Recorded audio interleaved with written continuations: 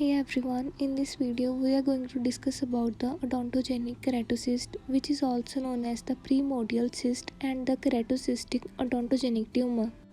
In the university exam, it mainly comes as a 15 marks long note and it also comes as the 5 mark short note.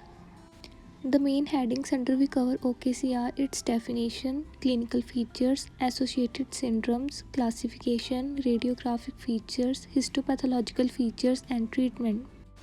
Now, beginning with the basics, that is our definition. A cyst which is derived from the remnants of the dental lamina with a biological behavior similar to that of benign neoplasm with a distinct lining of 6 to 10 cells in thickness and that exhibits a basal cell layer of palisaded cells and a surface of corrugated parakeratin. So, when we'll see the histology of the OKC, we will see a layer of parakeratin over the epithelium and a presence of 6 to 10 cells in thickness. A person named Philipson in 1956 described that OKC has an aggressive growth potential and has a tendency to reoccur after the removal. Means even after the surgery, it has a potential to reoccur. Now discussing about the clinical features. The age at which OKC occur is second to third decade of life. The most common site is mandible. In the mandible, the most common site is ramus, followed by the angle. The 80% patients of the OKC remain asymptomatic. The associated syndromes in which OKC is seen is nevoid basal cell carcinoma syndrome and the Marfan syndrome. Nevoid basal cell carcinoma syndrome is also known as the Corlin-Gall syndromes. Discussing about the feature, first one, multiple OKCs of the jaw, multiple basal cell carcinoma of skin, bifid ribs, calcification of the falx cerebri, frontal bossing, hypertelorism, that is increased distance between the two body parts. Second syndrome is Marfan syndrome. Now, what is a Marfan syndrome? It is an inherited disorders that affect the connective tissue in the body. It is caused by the proteins in the connective tissue. Now discussing about the signs and symptoms of Marfan syndrome. The person suffering from the Marfan syndrome have long arms and fingers, short torso, abnormal chest, heart and lung problems, eye problems, long narrow face and flat feet. The Marfan syndrome can also come as a separate 5 mark short note. To fetch good marks and make your answer more representable, you can also draw the diagram. Now coming to the classification of the OKC, it is classified into the 4 types. The first one is replacement.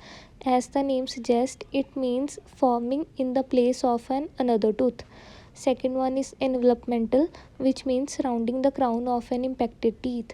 Third one is extraosseous, that is involving the ascending ramus. Last one is collateral, that is development adjacent to the root of a vital teeth. Coming to the most important, that is radiographic features.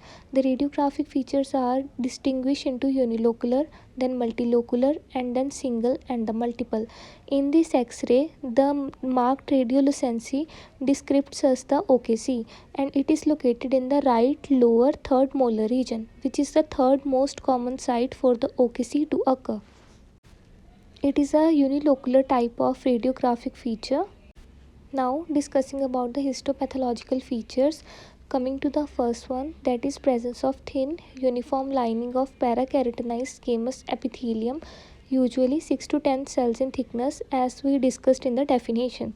Second one, corrugated layer of parakeratin on its luminal surface, tombstone or picket fence appearance of the basal cell layer.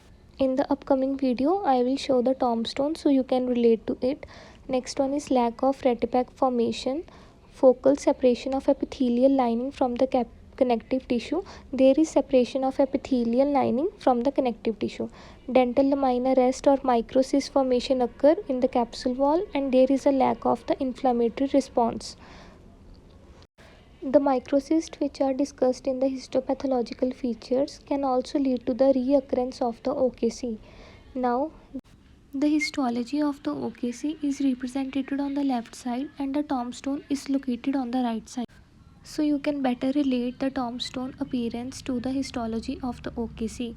The cells in the histology of the OKC are represented as the tombstone appearance and they are palisaded, which means they are present at a 90-degree angle to the base.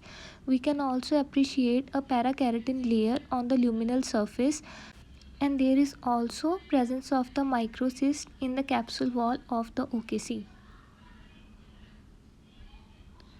Now coming to the inherent aggressiveness, the reasons behind its aggressiveness and their chances to reoccur.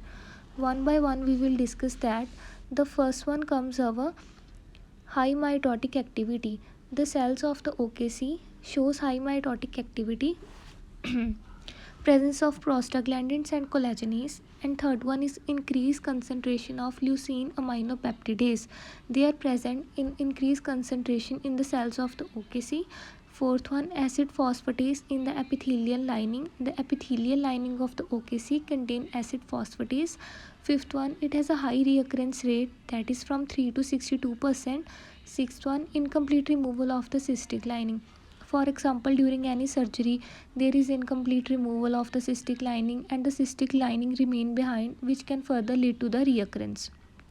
Seventh one, incomplete removal of the cystic capsule during any surgery or persistence of the satellite cyst. Satellite cyst we have discussed recently, that is microcyst in the capsule. Eighth one, high proliferative rate. It has a high proliferative rate, intrinsic multilocular nature of some cyst. And last one, budding of the basal layer. There is budding of the basal layer which leads to the further formation of the OKC. Now last one we will discuss about the treatment. The first treatment we can go for is complete enucleation. This is a surgical procedure that involves removing an entire lesion or mass in one piece. Second one is bony wall treated with the Carney solution. The Carney solution consists of 60% ethanol, 30% chloroform and 10% glacial acetic acid.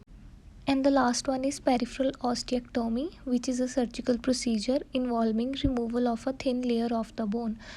So that's all about the odontogenic keratocyst which we have discussed till now. In the further videos we will discuss about the remaining cyst. Thank you for watching and subscribe for more.